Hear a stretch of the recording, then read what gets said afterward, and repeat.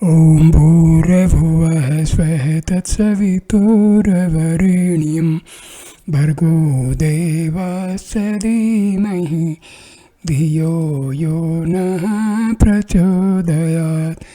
Om Shanti Shanti Shanti. Namaste my dear friends. In this video I am going to describe and explain the Kaivalya Upanishad. The Kaivalya Upanishad is a short yet sublime scripture of little over 24 verses. Classified a minor Upanishad, it is attached to both the Artharva Veda and the Yajur Veda. The word Kaivalya might be translated as detachment and release from worldly sorrows and bondage, which is to say spiritually liberation or moksha. This can only be attained by the full realization of one's nature as Brahma, the self, eternal, ever free, awareness, consciousness, existence. That is the core message of this Upanishad, which takes the form of a dialogue between the ancient sage Ashvalayana and Brahma, the creator god. In the opening verse, Ashvalayana asks Brahma to share with him the secret of Brahma Vidya or self-knowledge, that most ancient and cherished of knowledge by which a soul may attain liberation. Although the principal teacher is Brahma, the Kaivalya Upanishad is considered a Seva Upanishad. The term Shiva used throughout not only refers to Shiva, the deity, part of the Trimurti or divine trinity, that also includes Brahma and Vishnu, but is also synonymous with the self. The word Shiva literally means that which is auspicious at all times and in all ways, and is derived from the roots Shi, meaning that in which all things lie and are pervaded, and Va, meaning the embodiment of divine grace.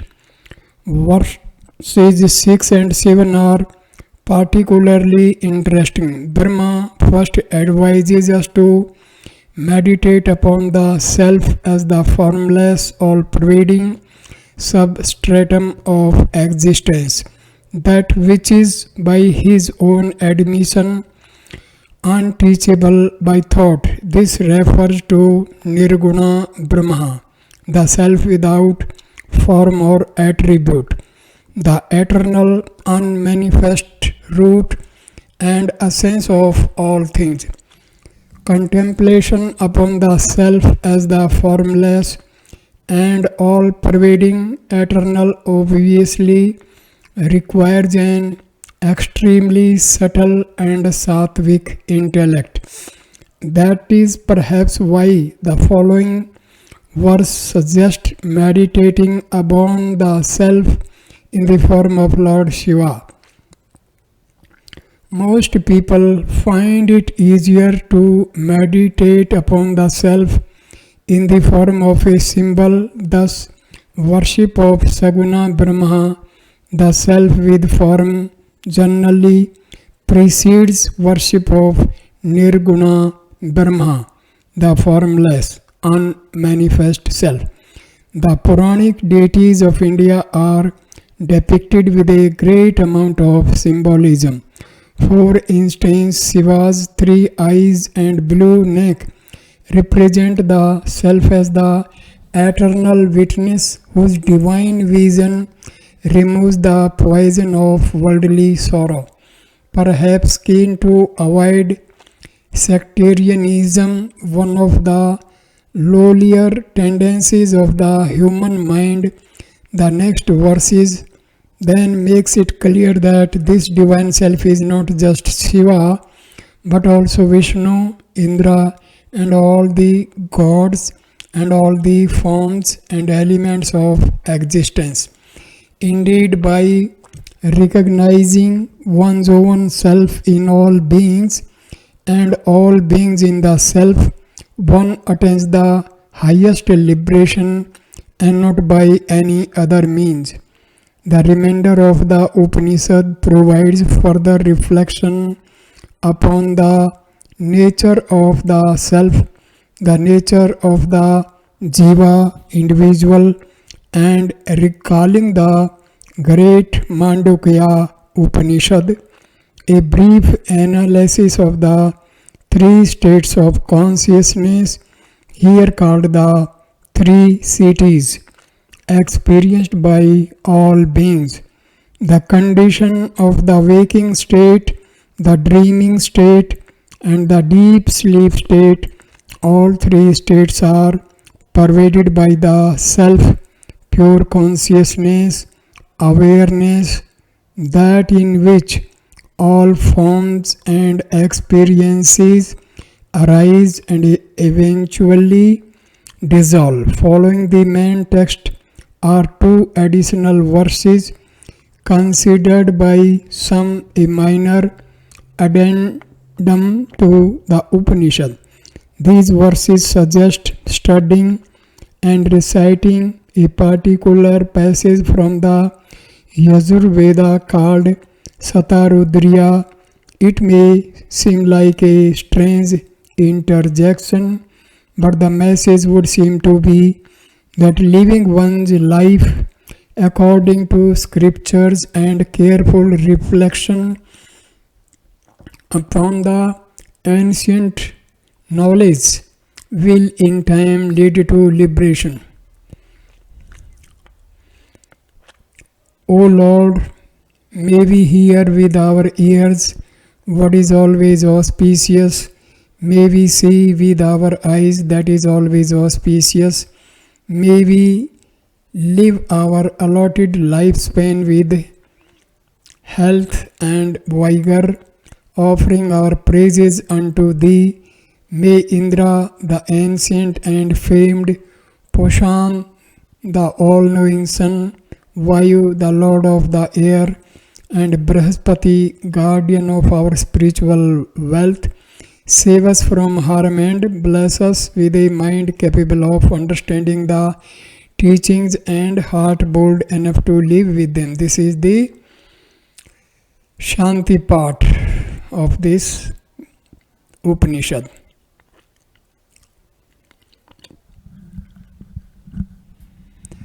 So,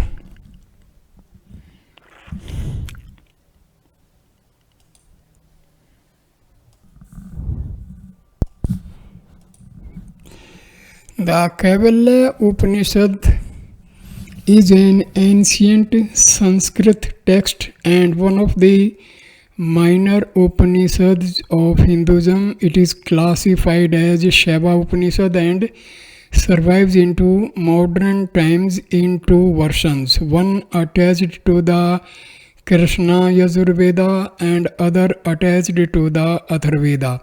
It is as an Upanishad a part of the corpus of Vedanta literature collection that presents the philosophical concept of Hinduism. The Upanishad extols Shiva, aloneness, and renunciation, describes the inner state of man in his personal spiritual journey detached from the world. The text is notable for presenting Shaivism in Vedanta, discussing Atma, self, and its relation to Brahma and self-knowledge as the path to Kaivalya liberation. The text states that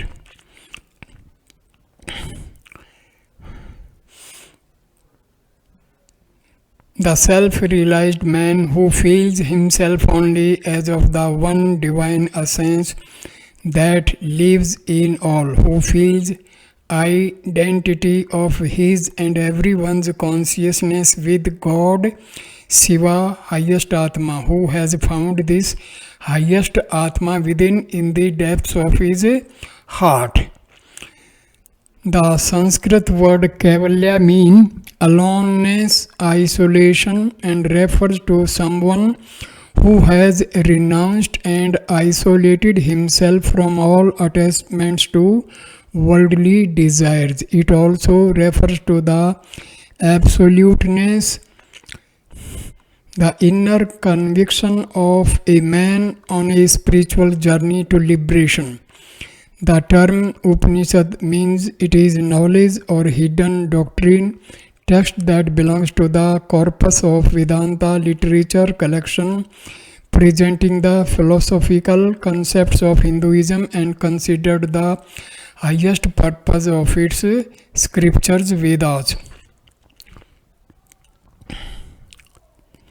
The Kaivalya Upanishad manuscripts vary depending on which Veda it is attached to. The one attached to Krishna Yajur Veda has 26 verses, while the edition attached to the Artharva Veda has 24 verses with an epilogue.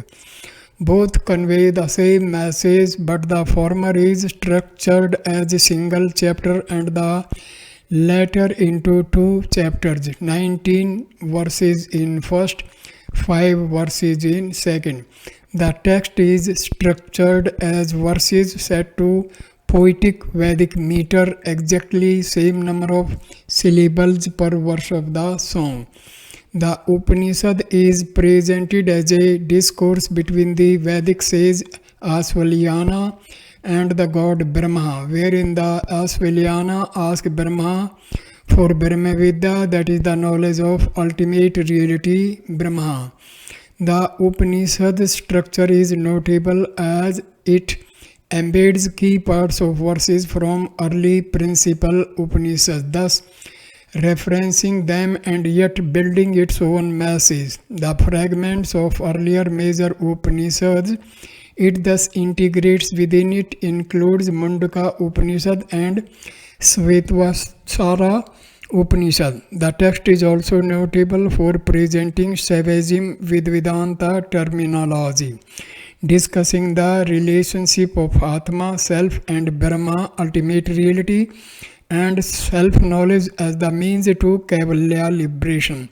The text describes the self-realized man as one who feels himself only as the one divine essence that lives in all, who feels identity of his and everyone's consciousness with Shiva, the highest self, who has found this highest self within in the depths of his heart.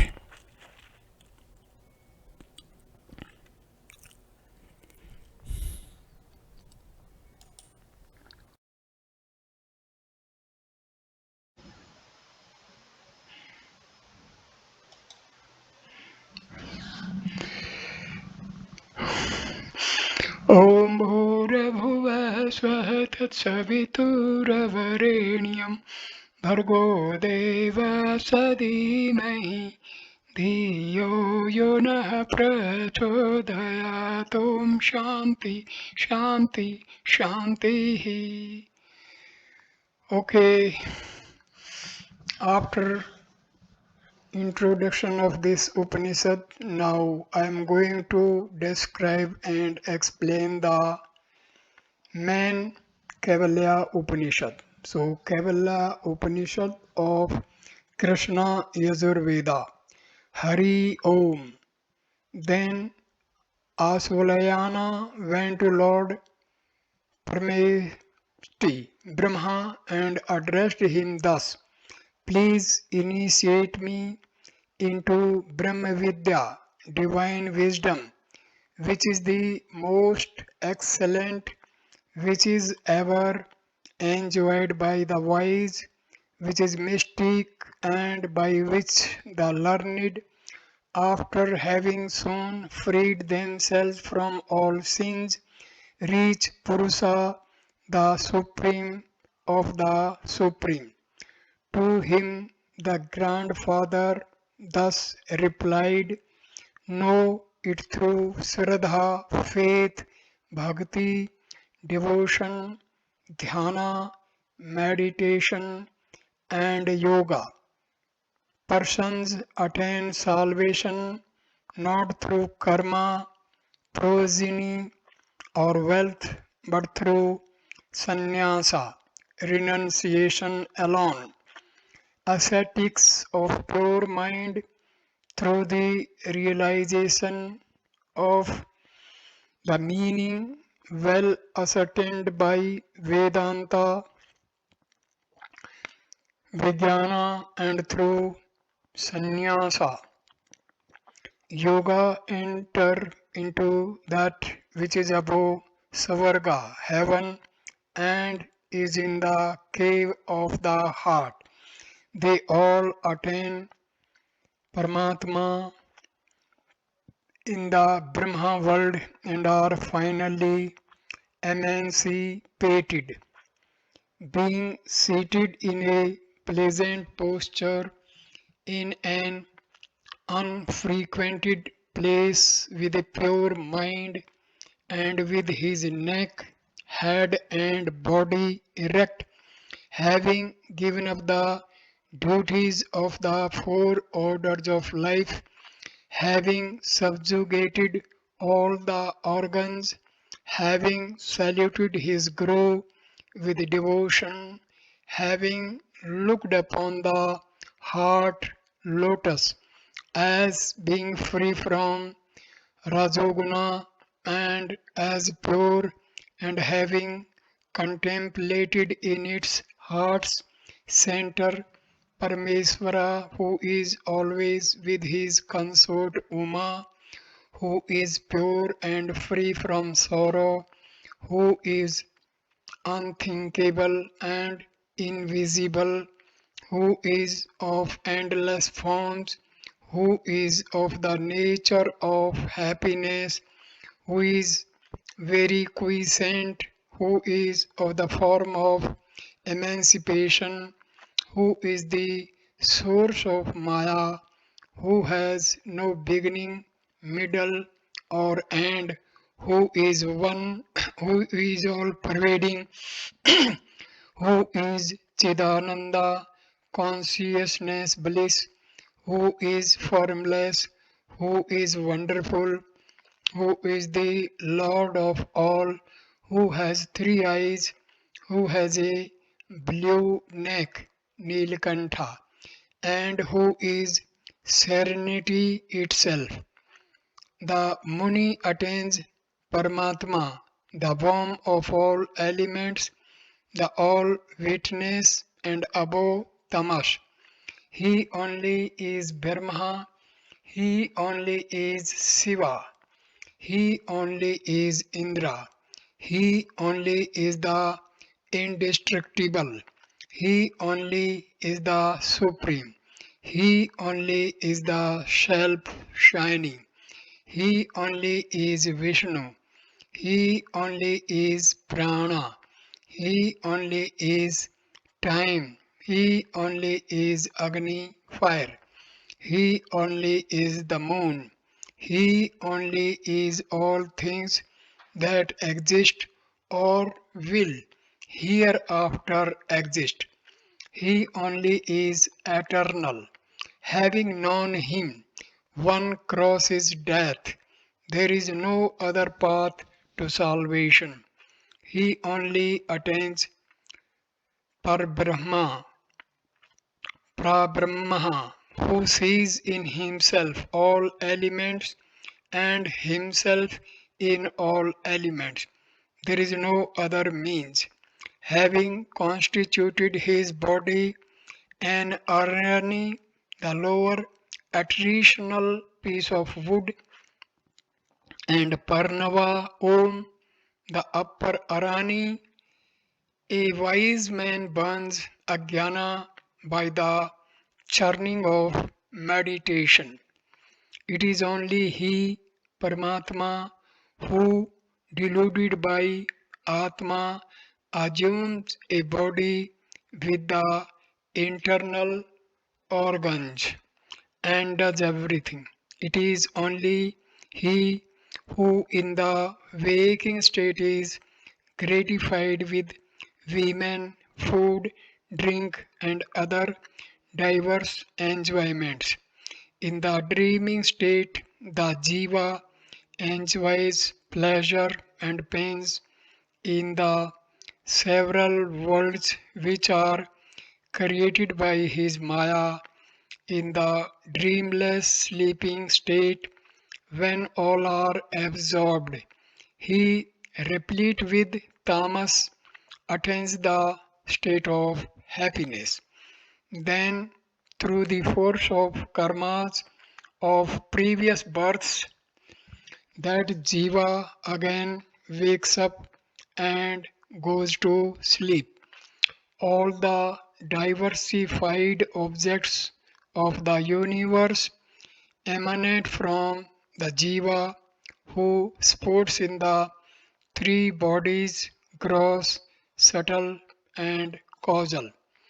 The three bodies are finally absorbed in him who is the source of all, who is bliss, and who is absolute wisdom.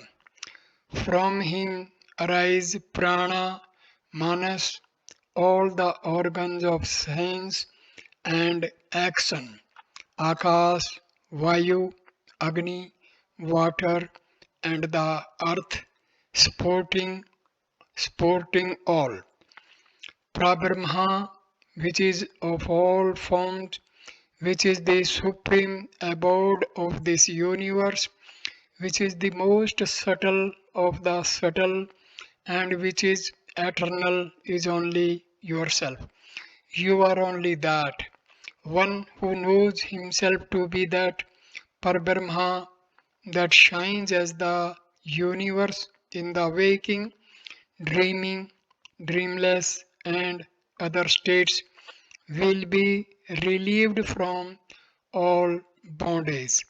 I am that Sadashiva, or the eternal happiness, who is other than the enjoyer, the enjoyed, and the enjoyment in the three seats or bodies, and who is witness and chinmatra. All emanate from me alone, all exist in me alone, all merge into me alone. I am that non dual Brahma. I am the atom of atoms, so am I the biggest of all. I am this diversified universe. I am the oldest of all. I am Purusha. I am Isa, the Lord. I am of the form of Jyoti's light and of the form of happiness. I have neither hands nor feet. I have power unthinkable. I see without eyes. I hear without ears. I am omniscient. I have one kind of form only. None is able to know me fully. I am always of the form of Chit. I am the one that should be known through all the Vedas. I am the Guru who revealed the Vedanta. I am only he who knows the true meaning of Vedanta. I have no sins or virtues. I have no destruction. I have no birth, body, organs of sense, or action, or buddhi. To me, there is no earth, water, or fire. There is no Vayu. There is no Akash. He who thinks Paramatma as being in the cave of the heart, as having no form, as being secondless, as being the witness of all, and as being neither Sat nor Asat, attains the pure form of Paramatma. Whoever recites this Upanishad belonging to Yajur Veda, he becomes as pure as Agni fire. He becomes purified from the sins of theft of gold. He becomes purified from the sins of drinking alcohol. He becomes purified from the sins of murder of a Brahman. He becomes purified from the sins of commission of those that ought not to be done, and the sins of omission of those that ought to be done. Therefore, he becomes a follower of Brahma, one who has stepped beyond the duties of the four orders of life to recite this Upanishad always or even once. He acquires the wisdom that destroys the ocean of samsara. Therefore, having known him, he attains the Kaivalya state or state of isolation or emancipation. Yeah, he attains the Kaivalya state. Om Tat Sat. This completes the Upanishad and this video. Thank you for watching. Namaste, my dear friends. Thank you.